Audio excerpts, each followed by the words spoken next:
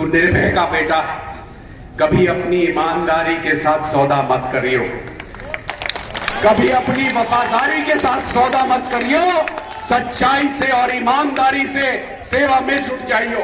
कोई कह सकता है अगर कोई माइका लाल कि मैंने किसी का अहित किया हो, नहीं। कोई कह सकता हो कोई माइका लाल कि मैंने किसी के साथ ठगी की हो, कोई कह सकता हो कि राघव नाम जो मेरे माता पिता ने मुझे दिया उसके प्रति मैंने वफादारी ना किया। कहीं रास्ते में तो नहीं छोड़ दोगे हाथ, जीत तक ले जाओगे हाथ पकड़कर?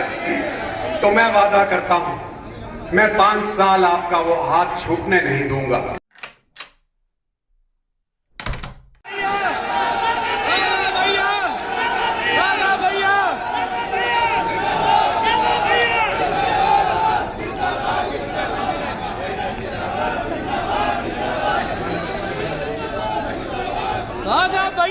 बोलिए भारत माता की। ये जो आपने 2 दिन 2 टन गुलाल खिलाया है वो अभी यहां जमा हुआ है भाई, लेकिन अगर अगले 20 दिन जो दौड़ाओगे तो ये सब बाहर आ जाएगा, सही हो जाएगा मामला। बोलिए भारत माता की, भारत माता की। राघव जी दोबारा जय घोष करवाइए। कुछ लोग ये हाथ का पंजा कांग्रेस का चुनाव चिन्ह दिखा रहे, इनसे 2 उंगलियों को मोड़ को मुष्टि का बनाकर गदा के समान दोबारा जय घोष कराओ, इस तरह से मुट्ठी बंद करके। बोलिए भारत माता की। ये हुई बात।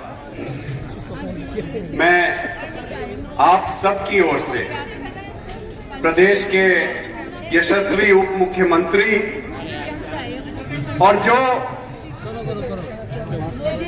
सादगी और विनम्रता के प्रतिमूर्ति के रूप में कार्यकर्ताओं को, अपने साथियों को किस प्रकार से गले लगाते हैं, किस प्रकार से उनकी देखभाल करते हैं, किस प्रकार से उनको संरक्षण देने का काम करते हैं, ऐसे सम्मानित आदरणीय ब्रिजेश पाठक जी का सहारनपुर की इस पावन धरती पर बहुत बहुत अभिनंदन, बहुत बहुत स्वागत करता हूं। और आप सबसे आग्रह करता हूं एक बार अपने स्थान से खड़े होकर तालियां बजाकर उनका स्वागत करें। आदरणीय ब्रिजेश पाठक जिंदाबाद, आदरणीय ब्रिजेश पाठक जिंदाबाद, मैं स्वागत करता हूं हमारे प्रदेश के उपाध्यक्ष के रूप में, और जिन्होंने अभी स्वयं कहा और वास्तव में सहारनपुर के कार्यकर्ताओं और जनता से जिनका विशेष लगाव है, ऐसे हमारे विधान परिषद सदस्य आदरणीय श्रीमान मोहित बेनीवाल जी का स्वागत करता हूं।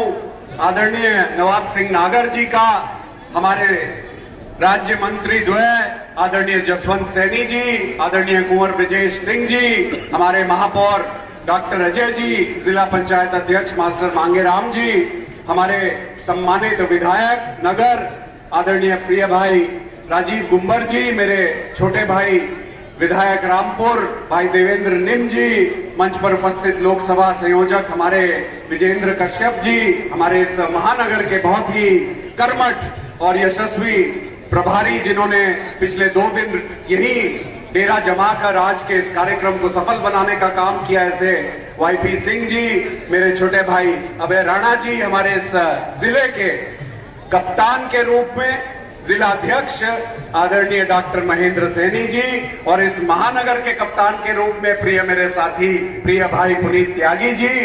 बहुत सारे सम्मानित नेता हमारे इस मंच पर उपस्थित हैं, लेकिन समय की बाध्यता है, 2 बज चुके हैं, 3 बजे तक का पर्चा दाखिल होना है। पर्चा दाखिल करने जाना है ना, चलना है? आप सब साथ चलोगे? सब कलेक्ट्रेट तक? कहीं रास्ते में तो नहीं छोड़ दोगे हाथ, जीत तक ले जाओगे हाथ पकड़कर? तो मैं वादा करता हूं, मैं 5 साल आपका वो हाथ छूटने नहीं दूंगा, मैं वादा करता हूं। परिस्थितियों के चलते सन 2000 में पिताजी की मृत्यु के बाद मैं राजनीतिक क्षेत्र में आया। 24 वर्षों में कोई कह सकता है, अगर कोई माइका लाल, कि मैंने किसी का अहित किया हो? नहीं। कोई कह सकता हो, कोई माइका लाल, कि मैंने किसी के साथ ठगी की हो? कोई कह सकता हो कि राघव नाम जो मेरे माता पिता ने मुझे दिया, उसके प्रति मैंने वफादारी ना किया? बताओ, कोई है ऐसा? सच्चाई से, उस सच्चाई से, जिस सच्चाई से मेरी दादी श्रीमती कुंती पाल जी ने 70 साल जनता की सेवा करी, बिना किसी पद की चाहत के, बिना किसी ताज के, केवल जन सेवा का भाव लेकर, सच्चाई से, ईमानदारी से, अपने घर से पैसा लगाकर जिन्होंने सेवा करी। और उन निर्भय पाल शर्मा जी कि जिन्होंने अपना पूरा जीवन न्यौछावर कर दिया, बलिदान कर दिया, त्याग कर दिया क्षेत्र की जनता के लिए, कि कोई भी आया और कहा मेरे साथ चलो, मेरा काम करा के लाओ, तो उसके साथ यूं ही चल दी। उसी निर्भय का बेटा हूं मैं, उसी कुंती का पोता हूं।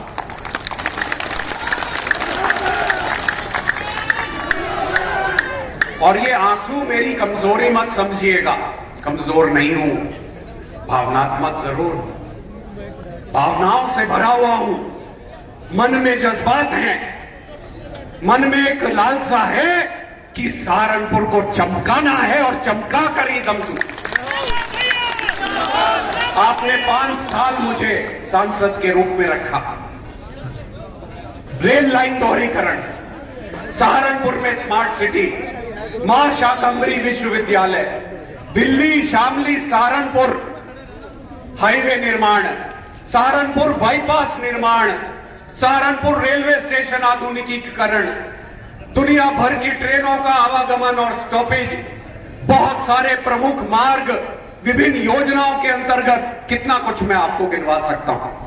मैं गिनवा सकता हूं कितनी सैकड़ों बार मैंने संसद में आपकी आवाज उठाई सांसद रहते हुए, और कितनी बार मैंने वहां बहस में चर्चा करी आपके हितों की रक्षा के लिए, अपना बिजनेस बढ़ाने के लिए नहीं, अपनी संपत्ति बढ़ाने के लिए नहीं, अपने लिए कुछ हासिल करने के लिए नहीं, केवल इसलिए क्योंकि मेरे पिता ने, मेरी दादी ने अपने प्राण सहारनपुर के लिए न्यौछावर किए थे। और मेरी दादी मां ने स्वर्ग लोक में जाने से कुछ दिन ही पहले मुझे कहा था, बेटा एक बात याद रखियो, तू निर्भय का बेटा है, कभी अपनी ईमानदारी के साथ सौदा मत करियो, कभी अपनी वफादारी के साथ सौदा मत करियो, सच्चाई से और ईमानदारी से सेवा में जुट जाइयो। कोई कुछ बुरा कहे उसकी भी परवाह ना करना, क्योंकि ज्यादातर लोग तेरा साथ देंगे। सब चाहते हैं कि अच्छा हो, सब चाहते हैं कि क्षेत्र का कल्याण हो, सब चाहते हैं कि सहारनपुर का विकास हो, सब चाहते हैं कि सहारनपुर में एम्स की स्थापना हो, सब चाहते हैं कि सहारनपुर में रिंग रोड का निर्माण हो, सब चाहते हैं कि सहारनपुर में प्लाईवुड उद्योग का निर्माण हो, सब चाहते हैं कि जब यह दिल्ली देहरादून इकोनॉमिक कॉरिडोर पूर्ण होगा तो सहारनपुर पूंजी निवेश का सबसे बड़ा स्थान हो, सबसे आकर्षक स्थान हो, जहां किसान के 2 बेटे, एक बेटा किसानी देखता हो और दूसरे बेटे को फैक्ट्री में या व्यवसाय में रोजगार मिलता हो। ऐसे सहारनपुर की कल्पना करनी है हमने, और ये कोई बहुत मुश्किल काम नहीं है। आप आशीर्वाद दीजिए, आप सहयोग कीजिए, आप अगले 20 दिन मुझे दीजिए, मैं अगले 5 साल दिन रात आपको दूंगा, 24 घंटे आपको देने का काम करूंगा।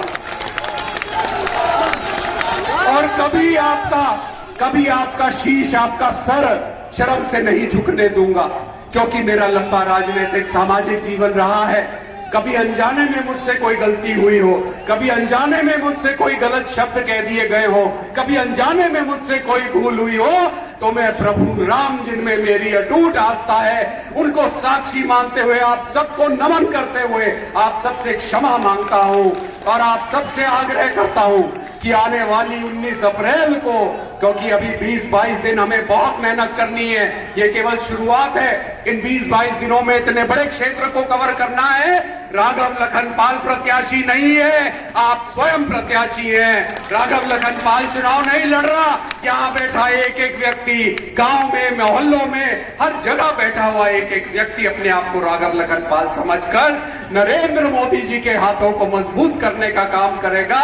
और जब वहां हाथ उठेंगे दिल्ली में, जब 4 जून को गिनती होगी और उसके पश्चात जब सांसदों के हाथ उठेंगे तीसरी बार मोदी जी को प्रधानमंत्री बनाने के लिए, तो एक हाथ सहारनपुर का भी उठना चाहिए साथियों, एक हाथ सहारनपुर का भी उठना चाहिए। इतना ही कहते हुए मैं पुनः आप सबको नमन करता हूं।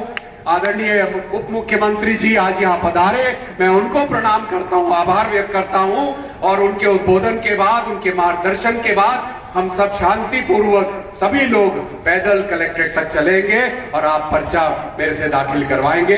जय श्री राम, जय हिंद, जय भारत।